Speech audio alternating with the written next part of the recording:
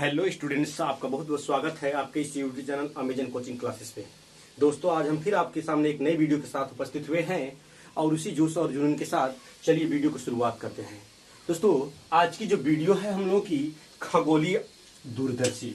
Students, खगोलीय दूरदर्शी, सबसे पहले खगोलीय दूरदर्शी क्या होता है इसमें हम लोग फिर इसके बाद रचना पढ़ेंगे, इसके बाद प्रतिबिंब का बनना कार्यविधि पढ़ेंगे, इसमें हम लोग आवर्धन क्षमता पढ़ेंगे, फिर स्पष्ट दृष्टि की न्यूनतम दूरी पर आवर्धन क्षमता पढ़ेंगे, अनंत पर आवर्धन क्षमता को पढ़ेंगे। तो आवर्धन क्षमता को हम लोग को दो कंडीशन में पढ़ने वाले हैं। तो और ये जो वीडियो है आपके 2024 बोर्ड एग्जाम के लिए 2024 बोर्ड एग्जाम के लिए बहुत ही इंपॉर्टेंट है। तो चलिए वीडियो को शुरुआत करते हैं। सबसे पहले बात समझेंगे बच्चों, खगोलीय दूरदर्शी। खगोलीय दूरदर्शी क्या होता है, खगोलीय दूरदर्शी किसे कहते हैं? तो खगोलीय दूरदर्शी के बारे में परिचय सबसे पहले हम लोग देख लेते हैं। परिचय क्या है, इसके बारे में इंट्रोडक्शन हम सबसे पहले देखते हैं। तो परिचय में हम लोग बोलेंगे कि जिसके द्वारा दूर स्थित वस्तुओं को बड़ा करके देखा जाता है, जिसके द्वारा दूर स्थित वस्तुओं को बड़ा करके देखा जाता है, या आप ऐसे बोलेंगे कि ऐसा प्रकाशिक यंत्र जिसकी सहायता से आकाशीय पिंडों को देखा जाता है, आकाशीय पिंडों को देखा जाता है या दूर स्थित वस्तुओं को बड़ा करके देखा जाता है, खगोलीय दूरदर्शी कहलाता है। परिचय में क्या होगा बच्चों, इंट्रोडक्शन में क्या होगा आपका, तो ऐसा प्रकाशिक यंत्र जिसकी सहायता से आकाशीय पिंडों को या बहुत दूर स्थित वस्तुओं को बड़ा करके देखा जाता है, उसे हम लोग क्या बोलेंगे, खगोलीय दूरदर्शी कहलाता है। वस्तु बड़ी क्यों दिखाई देगी आपको पता है, क्योंकि पिछली वीडियो में हमने आपको बताया था क्षणिक सूक्ष्मदर्शी अथवा यौगिक सूक्ष्मदर्शी। अगर आप उसको नहीं देखे हैं तो उसकी लिंक मैं डिस्क्रिप्शन बॉक्स में दे दूंगा, जिसको आप दे सकते हैं, जो कि बोर्ड एग्जाम के लिए वो भी बहुत महत्वपूर्ण है। तो ये था आपका खगोलीय दूरदर्शी। परिचय हो गया।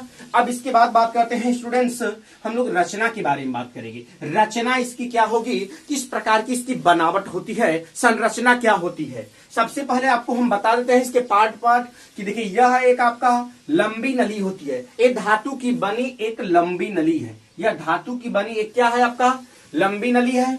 इसके पहले सिरे पर आपका एक बड़ा द्वारक का और बड़ी फोकस दूरी का एक आपका उत्तल लेंस लगा हुआ है, एक बड़े द्वारक का और बड़े फोकस दूरी का एक उत्तल लेंस लगा हुआ है, जिसे हम लोग क्या कहते हैं, अभिदृश्यक लेंस कहते हैं, ऑब्जेक्टिव लेंस। और ऑब्जेक्टिव लेंस को बच्चों ओ से दर्शाते हैं। और दूसरे सिरे पर जो होता है आपका नेत्रिका लेंस होता है, आई पीस होता है, इसलिए इसको हम लोग किससे दर्शाएंगे, ई से दर्शाएंगे।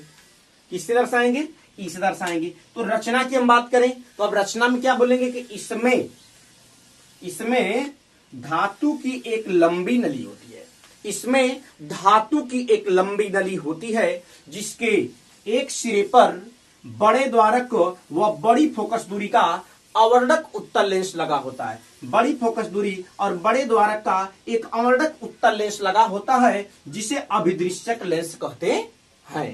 तथा दूसरे सिरे पर कम फोकस दूरी व कम द्वारक व छोटी फोकस दूरी या छोटे द्वारक और कम फोकस दूरी का एक दूसरा उत्तल लेंस लगा होता है, जिसको हम लोग क्या कहते हैं, नेत्रिका लेंस कहते हैं। इस दूसरे वाले को नेत्रिका लेंस, जो कम फोकस दूरी का होता है, छोटे द्वारक का होता है, और बड़े द्वारक का जो स्टूडेंट्स होता है आपका अभिदृश्यक लेंस होता है।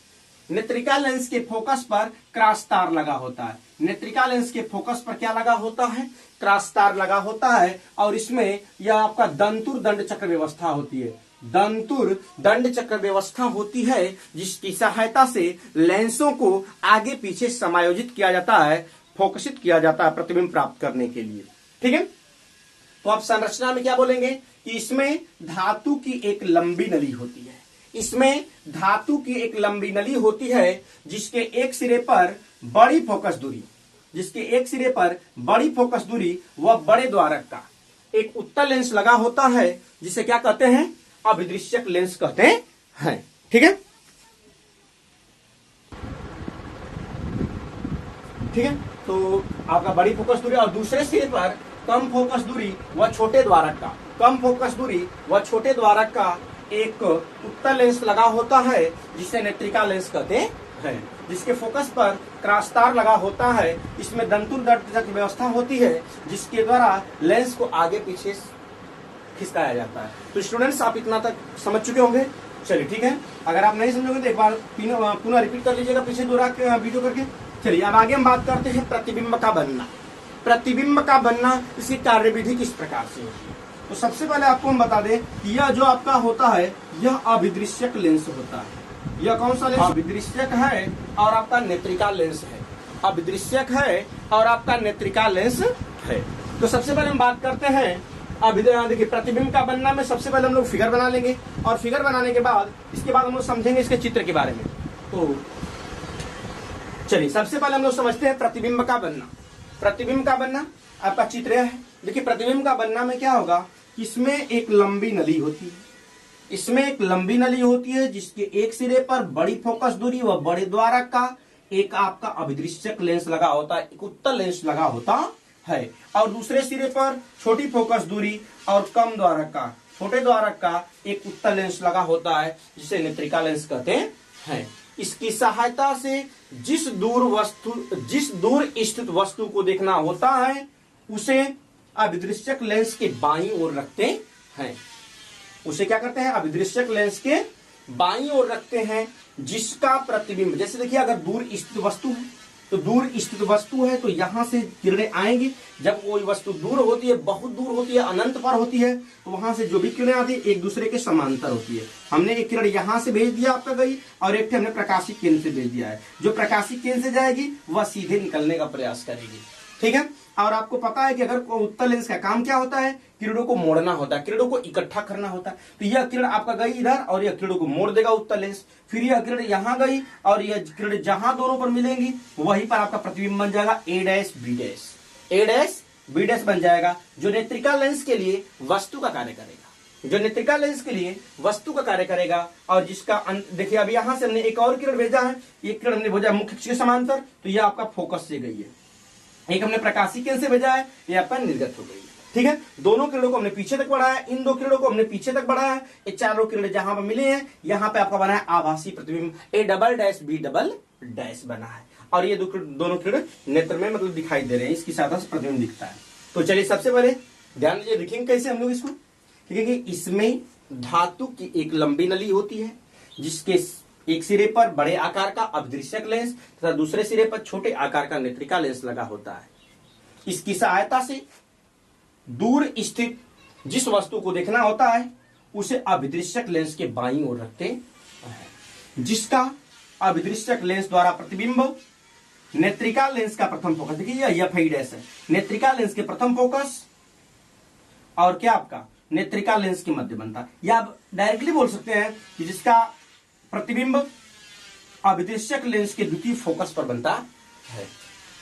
ए डैश बी डैश कहां बन रहा है? अभिदृश्यक लेंस के फोकस पर ए डैश बी डैश बनता है, जो आपका क्या होता है, आपका वास्तविक होता है, उल्टा होता है, वस्तु से छोटा होता है, जो नेत्रिका लेंस के लिए वस्तु का कार्य करता है, जिसके द्वारा अंतिम प्रतिबिंब स्पष्ट दृष्टि की न्यूनतम दूरी डी पर A double dash B double dash प्राप्त होता है। तो ये था आपका संरचना प्रतिबिंब का बनना। अब हम आगे बात करेंगे आवर्धन क्षमता। आवर्धन क्षमता की अगर हम बात करें तो आवर्धन क्षमता बराबर, स्टूडेंट्स आपने पढ़ा है, यम बराबर बीटा बटा में अल्फा होता है। यम बराबर बीटा बटा में अल्फा होता है। बीटा जो होता है आपका प्रतिबिंब द्वारा बना दर्शन कोण होता है, अल्फा जो होता है वस्तु द्वारा बना दर्शन कोण होता है। यम बराबर बीटा बटा अल्फा होता है। इसको हमने इक्वेशंस नंबर फर्स्ट बना लिया है, क्योंकि आपको पता है स्टूडेंट्स की अल्फा व बीटा का मान बहुत कम होता है, अल्फा व बीटा का मान बहुत कम होता है, इसलिए हमने मान लिया tan बीटा जो है बीटा के बराबर होता है। इसको हमने आपको बताया है, tan बीटा जो होगा बीटा के बराबर होगा, और tan बराबर क्या होता है? लंब बटा आधार। तो ध्यान दीजिए, इस वाले त्रिभुज में हमने सबसे पहले लिया है, आपका त्रिभुज ऐसा है, इसी तरह आकृति यह बनी हुई है ना, यह आपका ई है, यह आपका ए डैश है, बी डैश है, यह आपका बीटा है। तो हमने इस वाले त्रिभुज में लिया, तो tan बीटा ये तो आपका आधार हो जाएगा, यह लंब हो जाएगा, यह कर्ण हो जाएगा। तो tan बराबर क्या होता है? लंब बटा आधार होता है। तो लंब आपका हो गया ए डैश ई, लंब यहां पे है ना, लंब आपका यह है ए डैश बी डैश, लंब आपका ए डैश बी डैश, आधार आपका यह हो गया ए डैश ई हो गया, ठीक है। बीटा का मान निकला इस त्रिभुज से। अब हमें देखिए tan अल्फा निकालना है, तो tan अल्फा हमने इस त्रिभुज में लिया, इस वाले त्रिभुज में लिया है। इधर देखिए तो लंब बटा आधार, लंब इसमें भी क्या है आपका ए डैश बी डैश है, आधार आपका क्या है, यह वाली आधार है, इस वाले त्रिभुज में लेंगे तो ए डैश ओ है, ए डैश ओ हो जाएगा। अब देखिए अल्फा व बीटा का मान निकल गया। जब अल्फा व बीटा का मान निकलेगा तो हम इन दोनों की वैल्यू को कहां रखेंगे, समीकरण नंबर 1 में रखेंगे। हमने उठा के मान रख दिया है, तो बीटा का मान हमने यहां पर रखेंगे, तो ए डैश बी डैश अपान ए डैश ई हो जाएगा। फिर इसके बाद देखिए अल्फा का मान यह पलट जाएगी वैल्यू, तो ए डैश ओ बटा में ए डैश बी। देखिए यह चीज आपका यह दोनों कट गई, बचेगा क्या आपका ए डैश ओ अपान ए डैश ई हो जाएगा। ए डैश ओ क्या है, ए डैश ओ क्या है, थोड़ा ध्यान दीजिएगा चित्र में। देखिए ए डैश ओ यह फोकस में प्रतिबिंब बना है, तो यह आपका फोकस दूरी है यफओ, यह यफओ हो गया। जब यफओ हो गया तो हमने इसको यफओ लिख लिया, इधर वाली दूरी प्लस होगी इसलिए प्लस में लिखे। ए डैश ई क्या है, तो ए डैश ई है, इधर वाली दूरी माइनस होती है, जब माइनस होती है तो यह दूरी है क्या, यूई है, यह दूरी यूई है, तो इसको हम माइनस में लिख लेंगे, तो यम बराबर हो जाएगा यफओ अपान यफई, यफओ अपान यूई हो जाएगा। यह सूत्र बना। अब इसके बाद अगर हम बात करें तो देखिए अब आवर्धन क्षमता लिखेंगे, अब दो स्थितियों में आवर्धन क्षमता संभव है। पहली हेडिंग लगाएंगे हम लोग क्या, जब अंतिम प्रतिबिंब, जब अंतिम प्रतिबिंब, अंतिम प्रतिबिंब स्पष्ट दृष्टि की न्यूनतम दूरी डी पर बनता है। हेडिंग लगाएंगे, जब अंतिम प्रतिबिंब स्पष्ट दृष्टि की न्यूनतम दूरी डी पर बनता है। चलिए इसको हम समीकरण नंबर 2 कर लेते हैं। अंतिम प्रतिबिंब कहां बन रहा है, स्पष्ट दृष्टि की न्यूनतम दूरी पर बन रहा है। अब ध्यान दीजिए अंतिम प्रतिबिंब किस लेंस द्वारा बनता है बच्चों, नेत्रिका लेंस द्वारा बनता है। चलिए यहां से समझिएगा थोड़ा सा आप लोग। चलिए यहां से हम बात करते हैं, अगर यहां से अंतिम प्रतिबिंब बनता है आपका स्पष्ट दृष्टि की न्यूनतम दूरी पर, तो जो भी होगा वह डी के बराबर होगा, जो भी होगा वह डी के बराबर होगा, और इधर है तो माइनस हो जाएगा, जो भी होगा वह डी के बराबर होगा वह माइनस होगा। और वस्तु की दूरी क्या होगी, यू बराबर किस लेंस द्वारा बन रहा है, यू ई, और इधर है यह भी तो माइनस हो जाएगा। और यफ क्या होगा आपका, तो यफ आई हो जाएगा, क्योंकि इसी के फोकस, इसका फोकस इधर है द्वितीय वाला, तो प्लस होगा। चलिए अब हम लोग लगाते हैं 1 बटा यफ बराबर 1 बटा भी माइनस 1 बटा में यू से। आपने यह लेंस सूत्र पढ़ा है। चलिए वैल्यू रखते हैं 1 बटा यफ, 1 बटा यफ, 1 बटा यफ की जगह स्टूडेंट्स क्या रखेंगे हम लोग, 1 बटा यफ आई रख लेंगे। 1 बटा भी की जगह माइनस डी रख लेंगे। अब देखिए माइनस और यह माइनस प्लस हो जाएगा, 1 बटा यूई हो जाएगा, इधर माइनस है इधर जाएगा प्लस हो जाएगा, तो 1 बटा यूई बराबर 1 बटा डी अब प्लस 1 बटा एफ आई हो गया। ठीक है, अब इसकी बात थोड़ा सा ध्यान दीजिए, 1 बटा यूई हो गया ना। अब 1 बटा यूई हो गया, थोड़ा सा हम इसको ऐसे एडजस्ट कर रहे हैं, ध्यान दीजिएगा। 1 बटा यूई बराबर, देखिए इसको हम ऐसे लिख रहे हैं 1 बटा डी प्लस डी बटा में डी गुणे एफ आई, कॉमन लेने के लिए बस लिख रहे हैं। तो देखिए 1 बटा डी 1 बटा डी यहां से कॉमन हो जाएगा, तो 1 बटा यूई बराबर 1 बटा डी कॉमन हो जाएगा, बचेगा क्या आपका, तो 1 बच जाएगा, यहां पर 1 बचेगा। और जब 1 बचेगा आपका यहां से, तो यहां क्या आपका आ जाएगा, डी अपान एफ आई आ जाएगा, डी अपान एफ आई आ जाएगा। ठीक है, अब देखिए हम लोग थोड़ा सा आगे बढ़ाते हैं प्रोसेस को। अब जब आगे बढ़ाते हैं,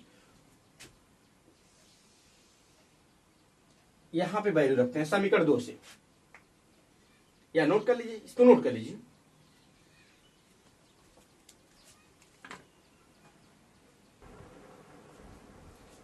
चलिए इतना तक आपने नोट कर लिया। अच्छा एक चीज थोड़ा सा यहां पे ध्यान दीजिए, इसको आप ना ऐसे एडजस्ट करिए, छोड़िए इसको इस तरह से एडजस्ट कर लीजिए।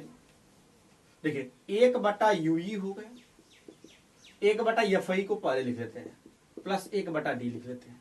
ठीक है, तो देखिए 1 बटा यूई हो गया प्लस 1 बटा, यहां पर बराबर है 1 बटा एफ आई रहने दीजिए, प्लस एफ आई का ऊपर नीचे गुणा कर देते हैं, डी गुणे एफ आई, इसका कर सकते हैं। उस तरह फार्मूला बन सकता है, इस तरह बन सकता है। चलिए थोड़ा सा अगर हम बात करें तो 1 बटा एफ आई दोनों में से कॉमन है। देखिए तो 1 बटा यूई बराबर इधर मिटा लिख देते हैं। चलिए ध्यान दीजिएगा, अगर हम यहां से बात करें 1/UE बराबर, तो 1/FI कॉमन ले लीजिए। कॉमन लेंगे तो क्या बचेगा आपका 1 + FI/D बचेगा। यह 1/UE का मान आया है। अब इस मान को हम रख देते हैं समीकरण 2 में। तो हम बात करेंगे अब समीकरण 2 से। समीकरण 2 से बात कर रहे हैं, तो समीकरण अगर 2 से बात करेंगे बच्चों, तो देखना समीकरण 2 क्या है, यम बराबर है FO अपान है माइनस का UE। इसको हम इस तरह से लिख रहे हैं, यम बराबर FO, इधर लिखिए माइनस FO अगुणे 1/UE। ठीक है, इसके बाद ध्यान दीजिएगा, यम बराबर माइनस FO 1/UE का मान क्या है, यह मान है, रख देते हैं, तो बटा में FI हो जाएगा, कोष्टक में 1 + FI/D आ जाएगा। तो यह होता है आपका आवर्धन क्षमता जब अंतिम प्रतिबिंब स्पष्ट दृष्टि की न्यूनतम दूरी पर बनता है। अब इसके आगे हम बात करते हैं थोड़ा सा दूरदर्शी की लंबाई। दूरदर्शी की लंबाई, देखिए स्टूडेंट्स, दूरदर्शी की लंबाई क्या होगी, तो दूरदर्शी की लंबाई होगी यह वाली दूरी प्लस यह वाली दूरी, यही ना है, यह वाली दूरी प्लस यह वाली दूरी। ठीक है, तो पहले इतना नोट करिए, फिर लिखते हैं।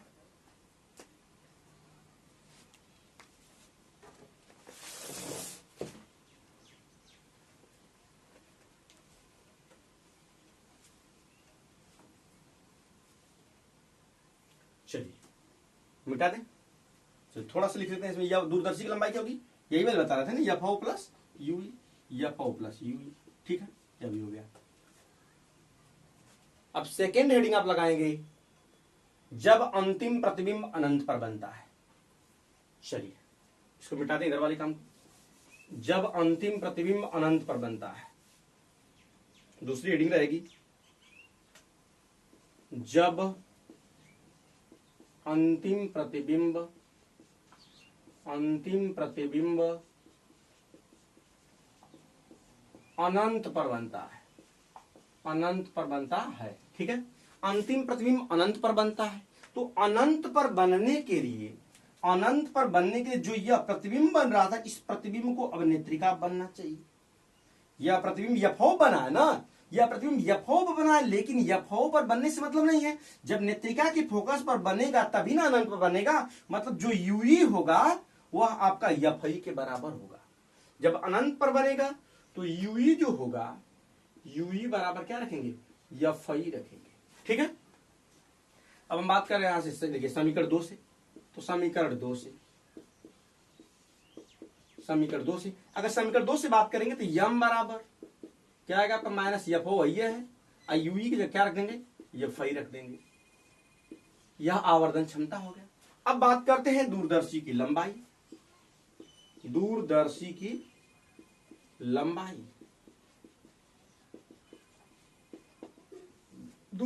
लंबाई क्या हो जाएगी यहां से, तो देखिए जब यह प्रतिबिंब यहां पर बनेगा तो FO धन FI,